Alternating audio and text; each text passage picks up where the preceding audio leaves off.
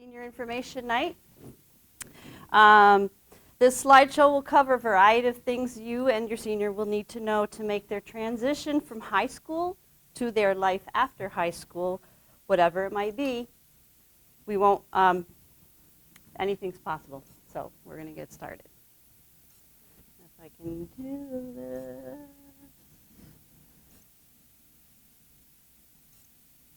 Okay.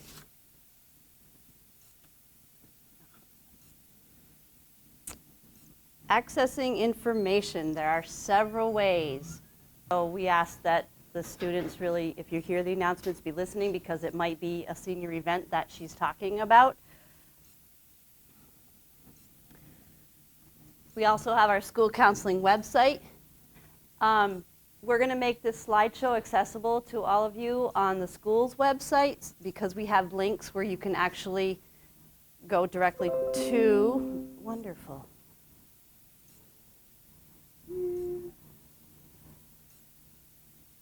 This is the guidance website, and down here you'll click here, and then it brings you to this, and you'll click on the menu,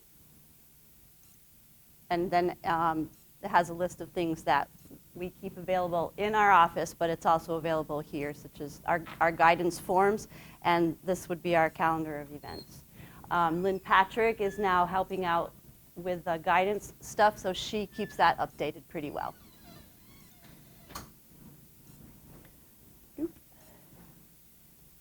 So, keeping information, accessing information by setting up meetings with me, again, goes through Ms. Patrick, and that's her email address.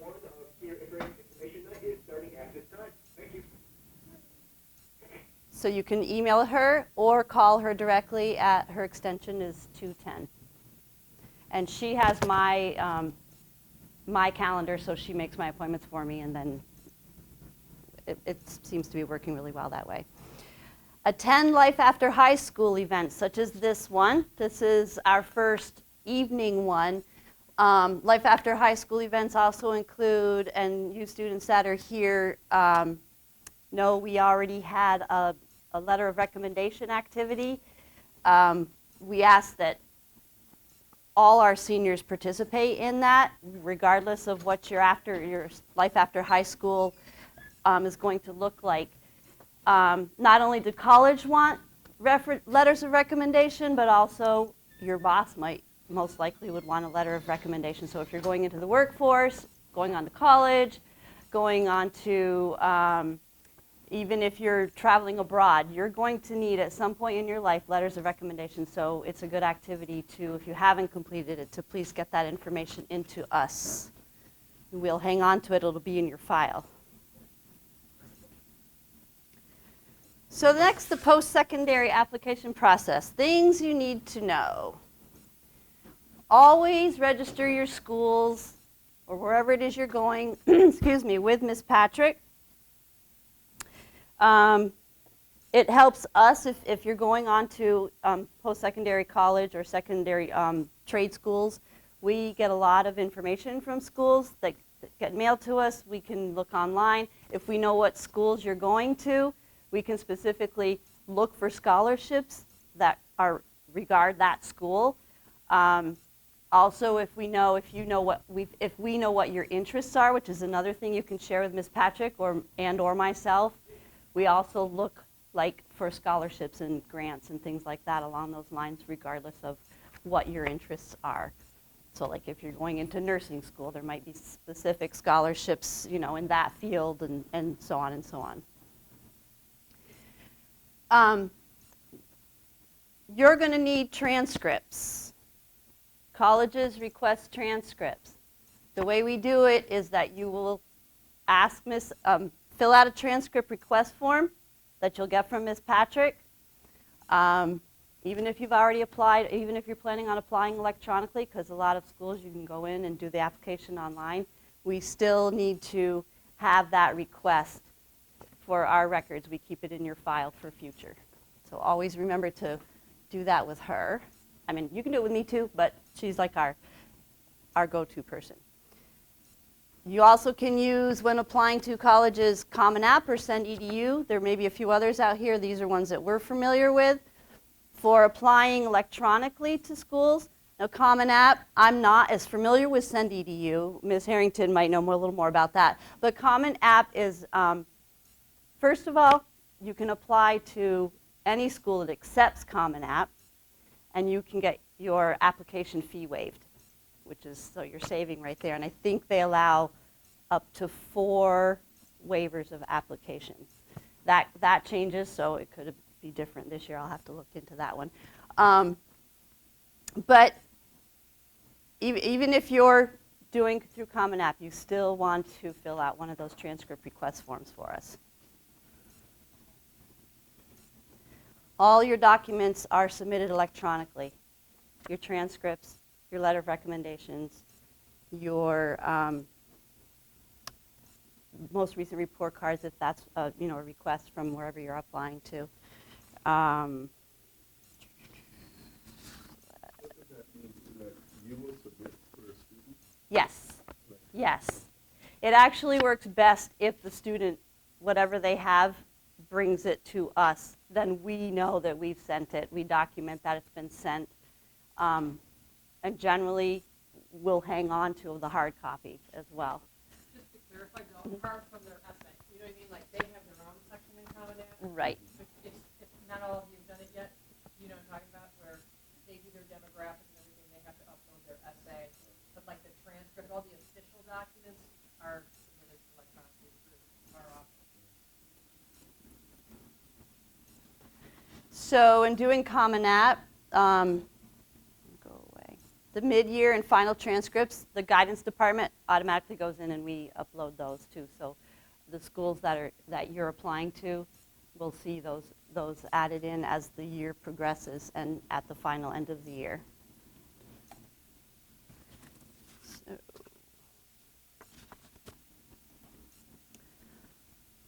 and not only do we upload it if you've done Common App, we still send a hard copy to the school at the end of the year. When all grades are in and you have an official finalized transcript, that gets sent to the schools.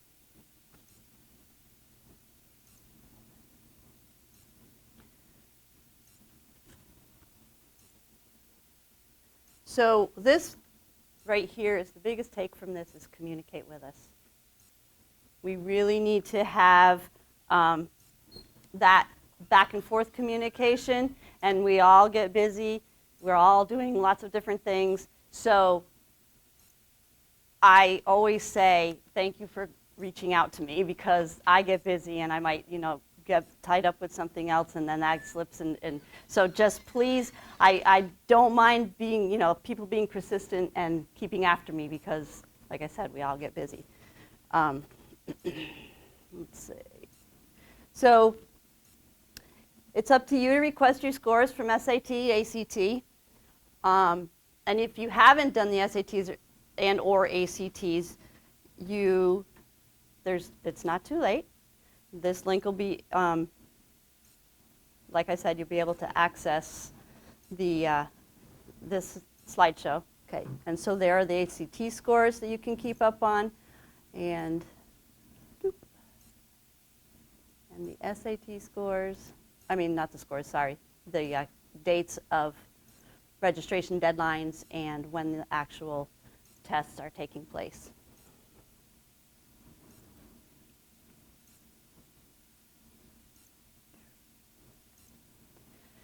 So knowing your terminology is important because we're not kidding ourselves. This whole process can be pretty overwhelming for everyone. It's a lot that has to happen at the end of your junior year and the beginning of your senior year. Not only that, your guys are going to school and your parents are working.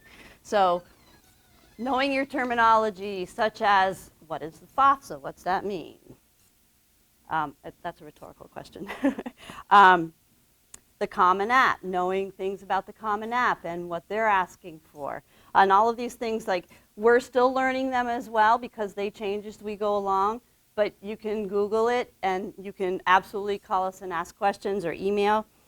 Dual enrollment, early college, the CSS profile, acceptance packages.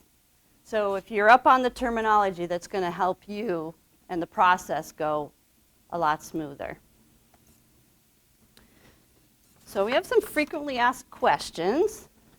How do I stay informed about events, deadlines, and dates?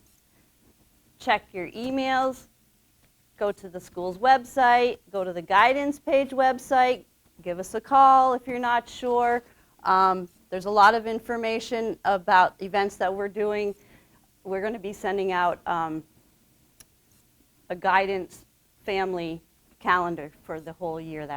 It's just getting finalized by the end of this week. So you'll be getting that, and if you want a paper copy, let me know. Otherwise, we're just going to put it up on our website. And like I said, Ms. Patrick is continually adding things to that calendar that's already on our website. What do you need to know about the post-secondary institution application process? So, like I said, it can be confusing and overwhelming, but if you're staying connected and you get your part done in a timely manner, like your letter of recommendations, kiddos, and essays are our next event that's coming up, so being present for the events that we have at school are important.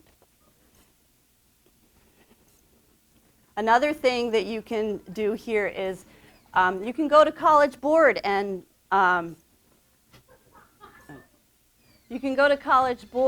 research schools. You can narrow it down to the size of the school, the location of the school, what your major is, what your interests are, and it populates schools that those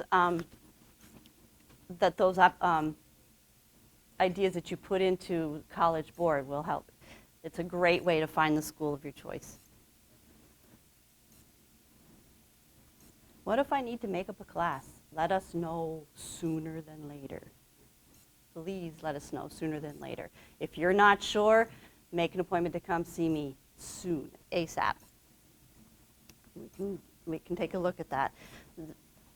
Going back to that, that's one thing that I'm going to be starting doing this week is making appointments to meet with every senior and going over their transcript and their historical classes that they've taken to make sure we're on, which I did last year with many of you, and so for the most part we know where we're at, but we're going to make it concrete. So if I'm not going to college, what are my options? And then we have dual enrollment information here. So when you do go to dual enrollment, that's the first thing you'll see. And if you do not have a dual enrollment account, you'll just request a student account and start from there, and then I get notifications that you're looking to do a dual enrollment account. Not yet, wait. We're almost done. And early college, same thing. That's information from the state of Vermont. If you have any more questions about that kind of stuff, you can call me directly. So again, these are the different kinds of things that can happen after school, after you graduate from high school. If you're not going on to college, I just flipped through that too fast. But that's the end, and thank you for coming. And if you have any questions, feel free to give me a call, shoot me an email, and thank you again.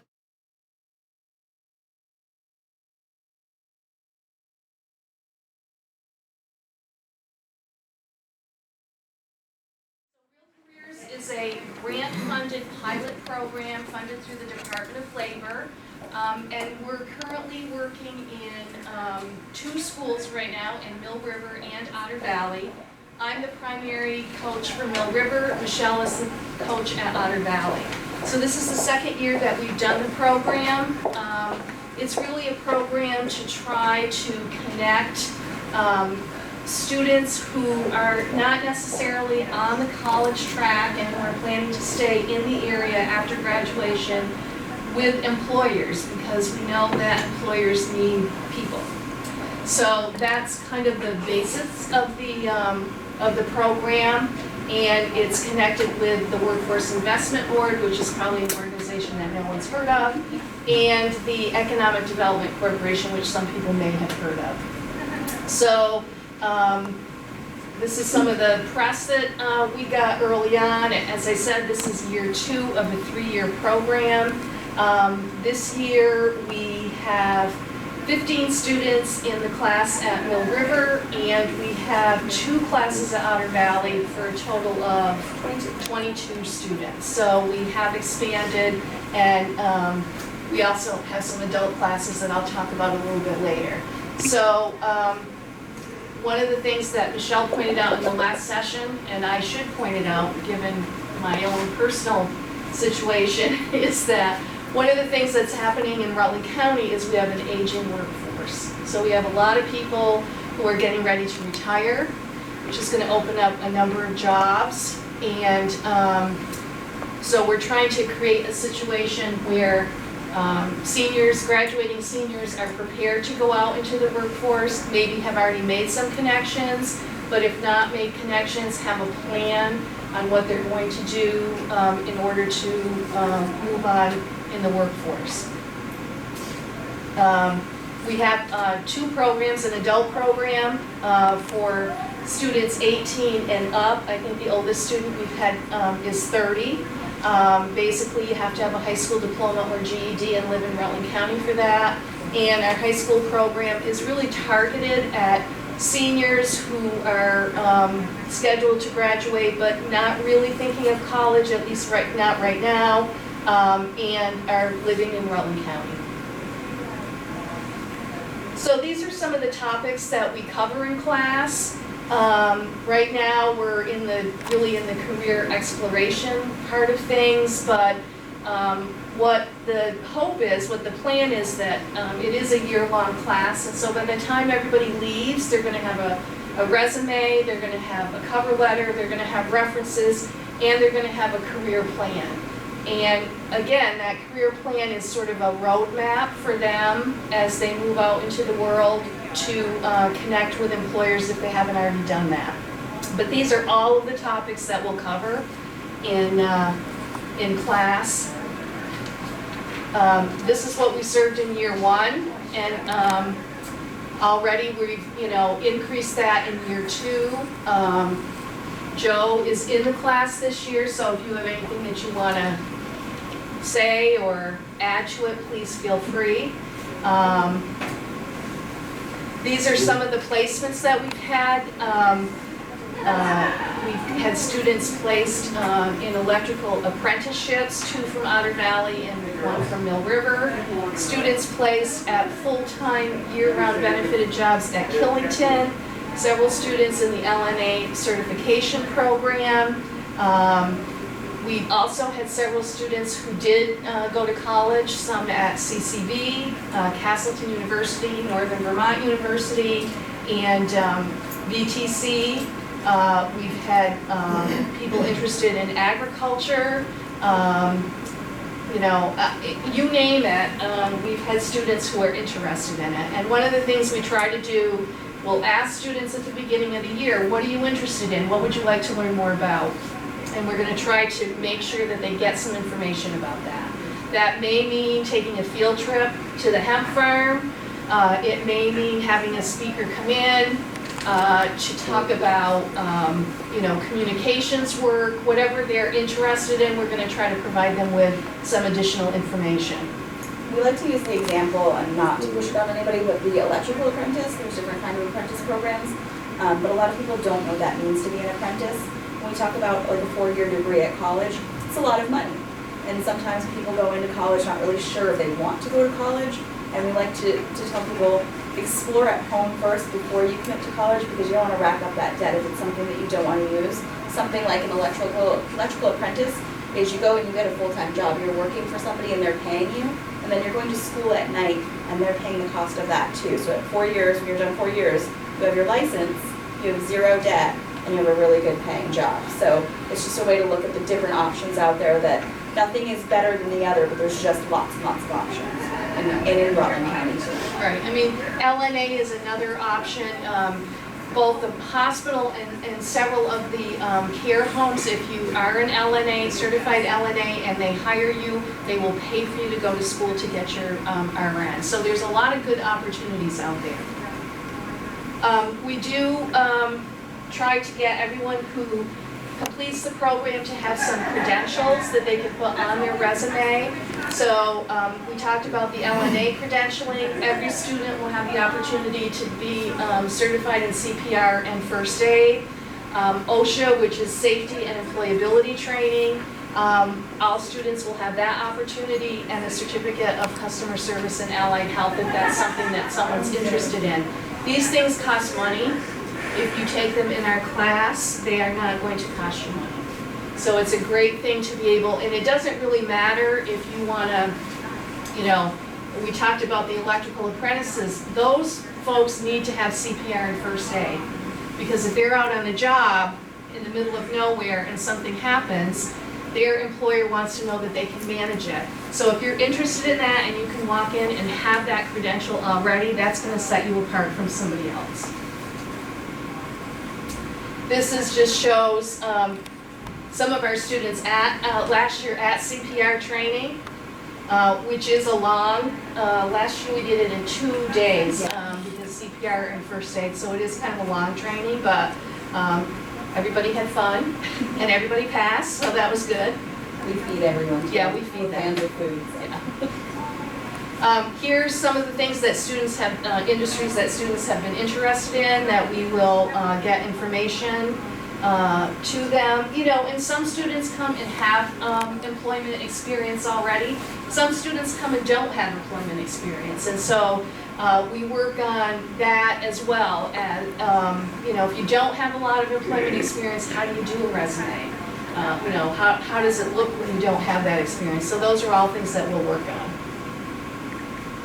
Here's some student feedback. You know, we talk about students being able to find out what they're interested in. It's also important to find out what you're not interested in. One student last year who was actually a Mill River student thought he was going to go into manufacturing, wanted to work at GE, good place to work, he made good money, took a field trip to GE and said, nope, I'm not doing this. So it's as important to find out what you don't want to do sometimes as it is to find out what you do want to do. These are just some pictures of places, classes, and some of the trips, the field trips we've taken, GE, Hirschman's, Killington. Last year we took, here's the Killington slide, we took a field trip to the Mint. We took, where else did we go? Hospital. The hospital. We also have the flexibility to, if 1 or 2 or 3 students in the class are interested in something specific, with permission from their parents, we have the ability to take just those students to go check something out. So we have some flexibility that other instructors don't necessarily have. This is where we are right now. 22 students at Otter Valley, 15 here.